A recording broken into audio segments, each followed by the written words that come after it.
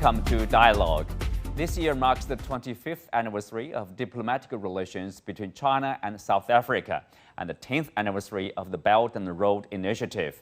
The China proposed initiative has played a crucial role in this constructive relationship. How can we evaluate the past 25 years of relations? How has the BRI helped to contribute to development between the two countries? And what's in store for future bilateral cooperation? To discuss these issues and more, I'm honored to talk to Anil Sooklal, South African Ambassador at Large for BRICS and Asia. That's our topic. I'm Xu Qinduo.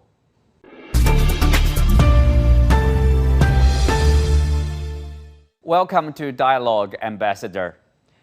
Well, this year has been marking the 25th anniversary of the establishment of a diplomatic relationship between China and South Africa.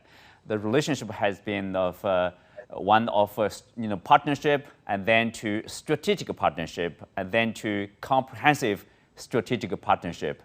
So how do you characterize the bilateral ties over the past 25 years?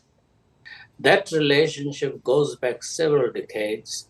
As early as 1953, the ANC sent Walter Sisulu, who was later to be imprisoned at Robben Island with President Mandela and several others, to go and interact and learn from China about liberation, given China's own history of imperialism and subjugation. And China was one of these stalwarts in the international community that supported South Africa's struggle for freedom and democracy. And that relationship over the decades of our hardship and struggle characterized and laid the foundations for the future relations between China and a democratic free South Africa. And in this past 25 years, it was easy for the relationship to develop at an accelerated pace. You'll recall that prior to 1998, when China had no diplomatic relations with South Africa because of the apartheid regime, but upon becoming a democracy and formalizing relations, it was important for South Africa to first subscribe to the One China policy, which the apartheid regime did not subscribe to because they recognized Taiwan.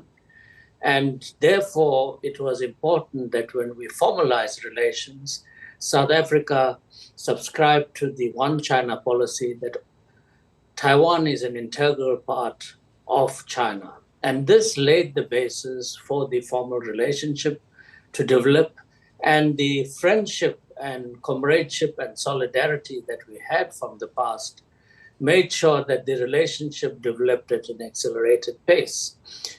When China and South Africa established diplomatic relations, we had no trade between ourselves. There was a zero-based trade. And within a short period of less than 15 years, by 2009, China became South Africa's largest trading partner. And today, China ranks as the most important bilateral partner of South Africa, with China being the largest trading partner and one of the largest new investors into South Africa's economy. And we appreciate the extensive interaction that we have at all levels, starting at the level of our presidents. As you know, President Xi Jinping was in South Africa in August, not only for the 15 BRICS summit, but also for a bilateral state visit. And this was his fourth official visit to South Africa in his capacity as President of China and General Secretary of the CPC. Mm-hmm. But it was his fifth visit to South Africa because he visited South Africa when he was still governor of Fuzhou province. So this indicates how robust and strong this relationship is, even at the level of leadership. Yes.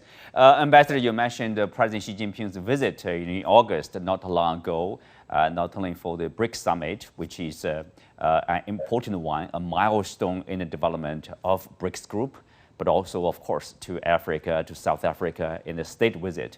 President Xi Jinping said, commenting on bilateral relationship between China and South Africa, that the two nations were, quote, standing at a new historic starting point.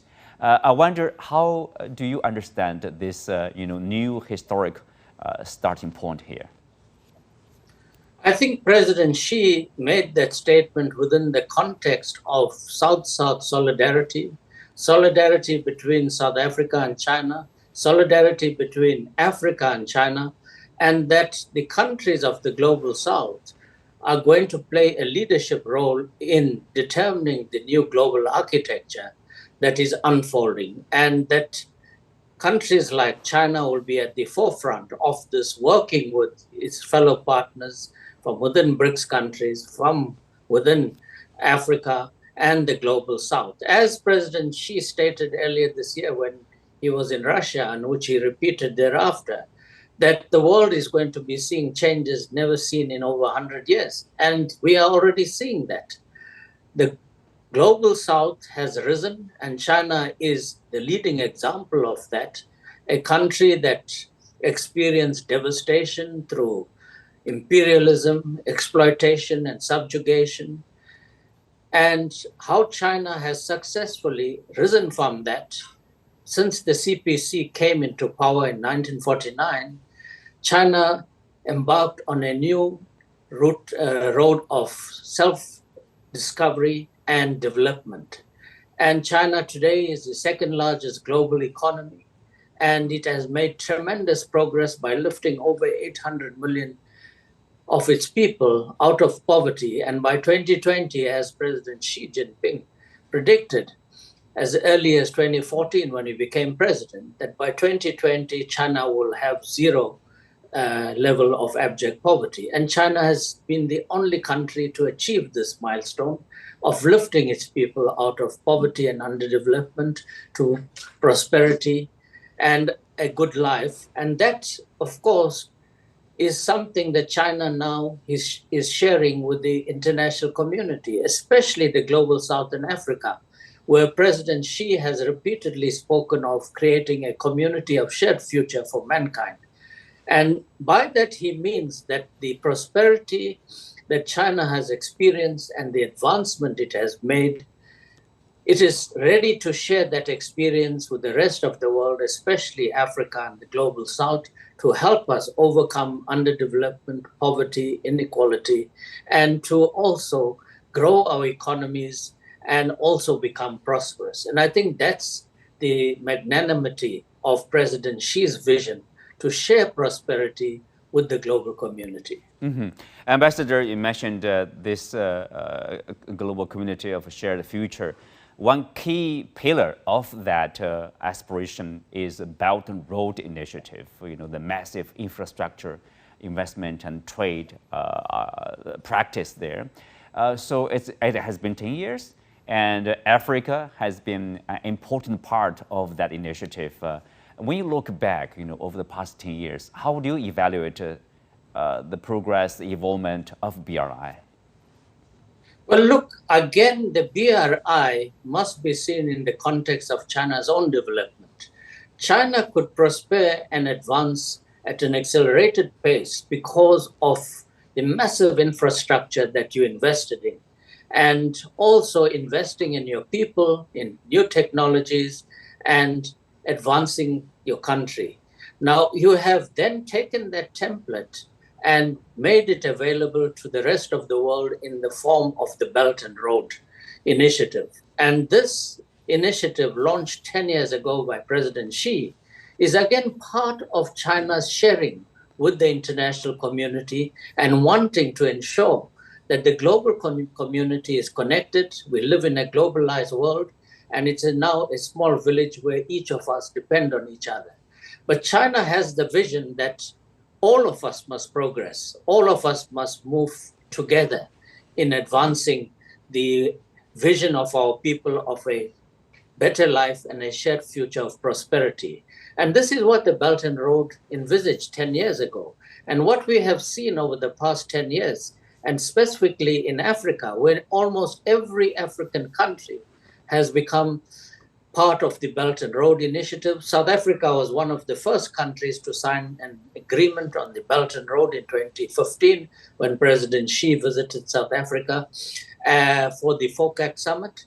And again, at the recent visit of President Xi, the recent state visit, we again signed a MOU on cooperation on the Belt and Road.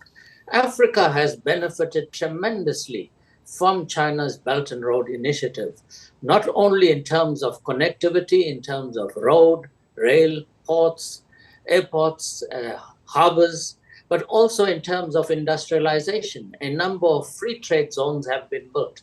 And of course, the Belt and Road is more than just connectivity. It is also about empowering people, about skills transfer, knowledge sharing, and about capacity building. It seems to me like it should be a common sense, for people, for country to progress together, to share a future, to share their prosperity.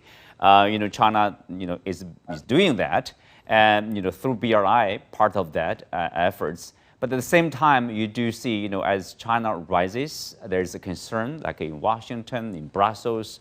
And also you see criticism sometimes, of course, made rumor too about BRI. For example, people would say, oh, there's a debt trap, or, probably that's designed by the Chinese, to not to benefit developing countries, but somehow to benefit China only. How do you make sense of that? Well, you're correct when you say that it's common sense that the Belt and Road is for the benefit of all of humanity. But unfortunately, we live in a world where the global hegemons, those that have been responsible for taking advantage of us through colonialism, imperialism, and subjugation and domination, want to continue to have this kind of leverage over the global South. But this is not going to happen. And you can't contain the rise of China. Prior to the Industrial Revolution, China was for over 1,000 years the largest global economy. And of course, it was as a result of imperialism and exploitation, China was made poor. But China is no longer poor. China, as I've indicated, is the second largest global economy. You are making major advances in science, technology, and innovation, including in space. And this is seen as competition from those who don't want to share the space and want to continue to be global hegemons and want to continue to dictate on how the rest of the world should live, especially those of us in the global South. The global South has risen. China is an example, and many other countries from the global South, including in Africa, continue to rise. And this is seen as competition, and therefore everything is done to prevent the solidarity and friendship that we have between China, Africa, and the rest of the global South, because they see their influence over countries from the global South, in Africa as well, being weakened, and they don't want that. And therefore, they are constantly criticizing that which is good for us and which they see as competition to their territory. They regard us still as their colonial territories, even though colonialism, imperialism, and so forth is way beyond us, and those days are over. The global South today is very proud, and we are very happy to see China as an example of what is possible, how a country can overcome poverty and underdevelopment, be prosperous, and share that prosperity with the rest of the world. And that is why we value the partnership we have with China. And these criticisms will not go anywhere, because as President Xi has constantly stated, the age of bullyism and of hegemony is behind us. We are proud people from Africa, from the global South, and we will work together in solidarity like we saw during the BRICS Plus summit in South Africa, where the global South came together and said that we want a new world order where we, as the global South, will determine how we shape this order in a more equitable and inclusive way, and not the exclusive domain that some still wants to have the global community shaped in. Ambassador, the third Belt and Road Forum for International Cooperation, basically people are asking, what's the next phase or next stage for Belt and Road cooperation? So what do you expect out of this summit meeting in Beijing? Like the first two meetings held, this third meeting is extremely important, and I think it's commendable that China has these periodic review meetings of the Belt and Road, because the Belt and Road is not a static cooperation program. It's a dynamic cooperation program. And therefore, we are very happy there'll be a strong delegation from South Africa at the highest level also attending this Belt and Road meeting.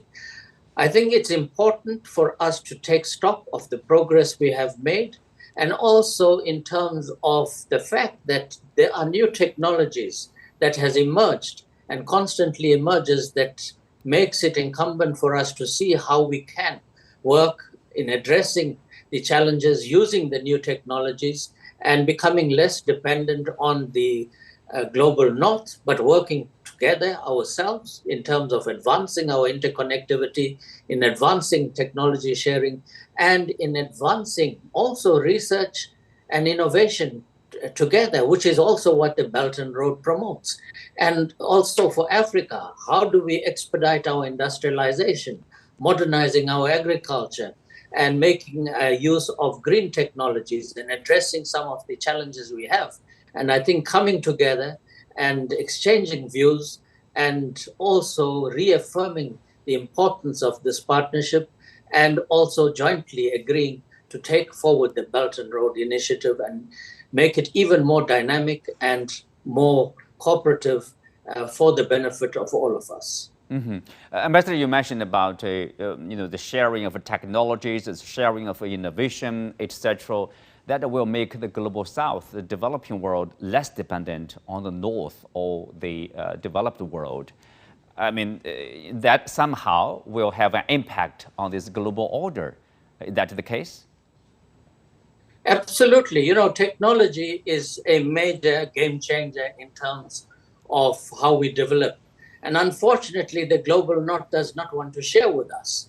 It is only countries like China that is prepared to share technology with us and also to empower us, because technology is an empowerment mechanism, and being denied access to new technologies, being part of the fourth industrial revolution, will keep us back. But China, very much part of the Belt and Road Initiative, this is embedded in the cooperation. And that is why you find countries of the global south, South Africa and Africa, are very keen to work with China. We have seen this in the case of South Africa. And the impact it has in terms of 5G technology on the South African technology space, on the African technology space, and its willingness to train our people, not only here in South Africa, but throughout Africa, and for us to work with China in terms of new technologies, and China is very advanced in this regard, and to also help us to also advance. So I think this is a very important dimension. I mustn't forget, of course, agricultural modernization. You know, Africa has over 60% of global arable land, and our share of global GDP in agriculture is very small. But working with China, we want to ensure that we advance this aspect of agricultural modernization to fully benefit the agricultural sector in partnership with China. Mm-hmm. Mr. You stressed, you seem to have stressed very much about the Chinese idea of sharing, sharing prosperity, of course, share the future, and then the sharing of technology, including 5G, including the artificial intelligence, of course, quantum computing, EVs, etc., batteries. China is in the very advanced stage. Having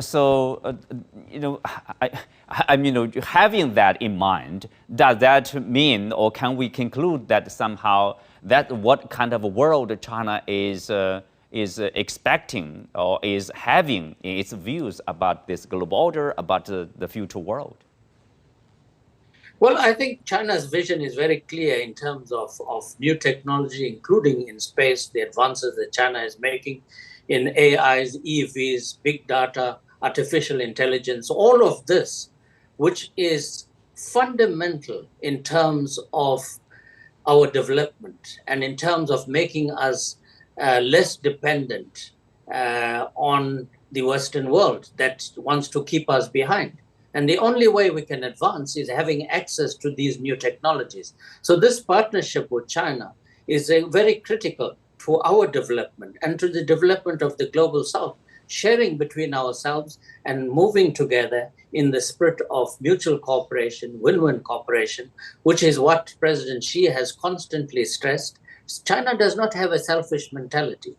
China wants to share prosperity with the rest of the world.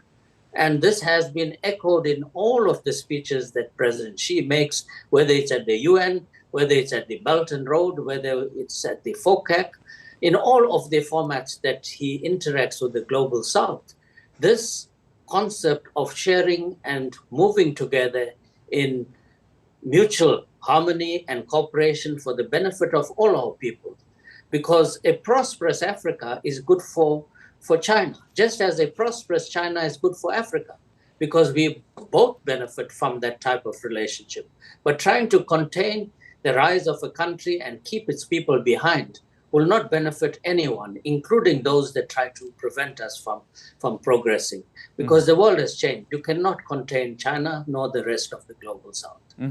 Ambassador, now we are seeing a world of let's say chaos in the sense. You have Ukraine conflict ongoing, and then you have this Hamas-Israel recent unfolding of this very, I would say, powerful development over there.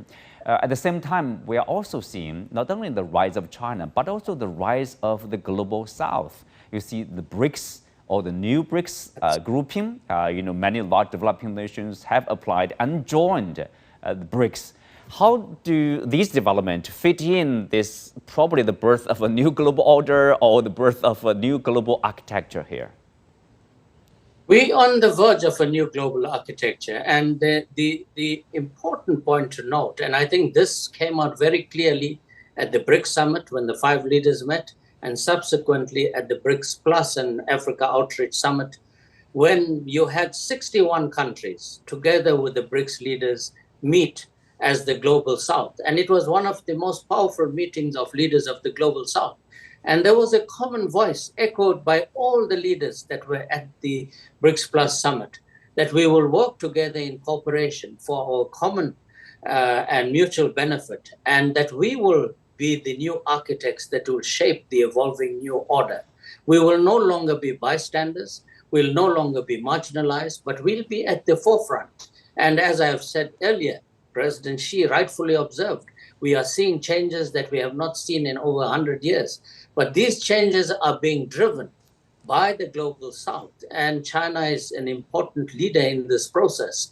And I think this is the time for the global South. The global South has risen and will continue to rise. I think it's very important to note that BRICS expanded. We had over 22 countries wanting to become part of BRICS. We are now going to be 11, and it will continue to grow. The fact that leaders from the global, not just the global South, also countries from the global North are now saying we want to join BRICS. It's because BRICS stand for inclusivity, it stands for fairness, and it stands for a just global order where we don't have hegemons dictating to us what is best for those of us in the global South.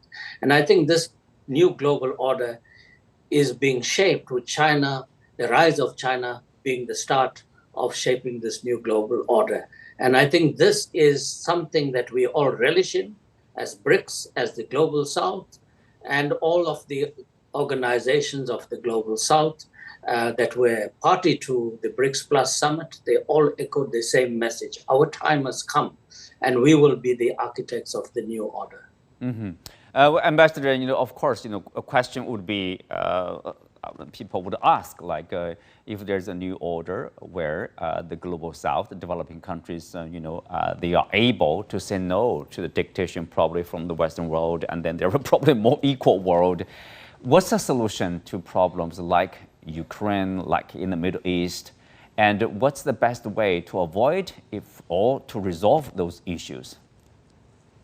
Well, I think both in the case of the Ukraine situation and the situation in Palestine today, we have to look at the root cause.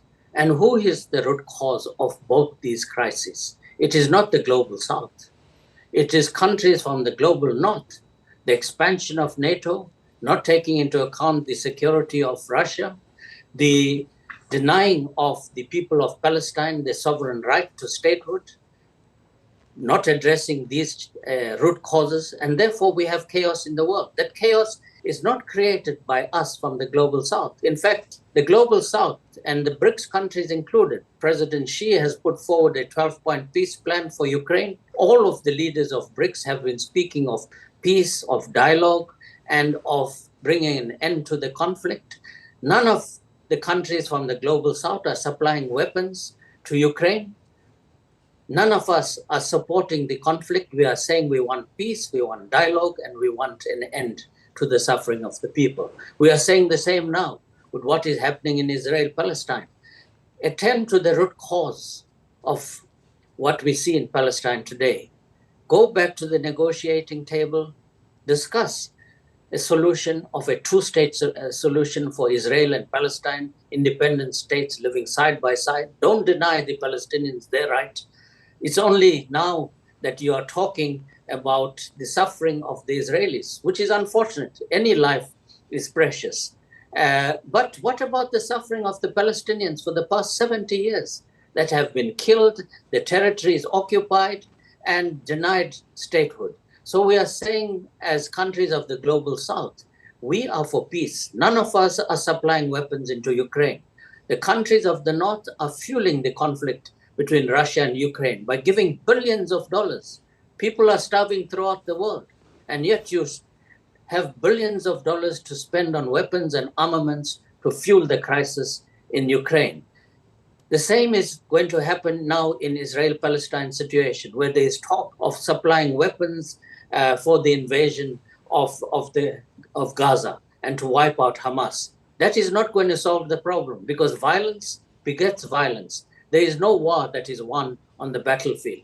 It is through peace, dialogue, and negotiations, which is what President Xi has also put forward for the Israeli-Palestinian situation to resolve that. We have been saying this in BRICS as a collective, that the only way to resolve the crisis is to address the plight of the Palestinians and the right to statehood. The only way to resolve the crisis in Russia is stop supplying weapons and armaments to the Ukrainians. Let's have peace and dialogue with the United Nations leading that process and bring about. Russia has indicated, as recently at the Valdai dialogue, President Putin said they are open to peace, to discuss.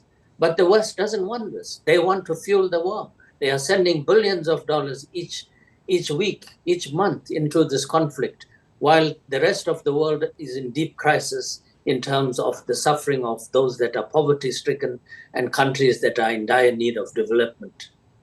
Well, a world of equality, justice, and of course, fairness is central of peace and development. Thank you, Ambassador. Thank you for speaking with us. With that, we come to the end of today's show. Many thanks to our guest, Anil Sooklal, the South African Ambassador at Large for BRICS and Asia. You can also watch us on the CGTN app on YouTube. Thank you for being with us. I'm Xin Duo. See you next time.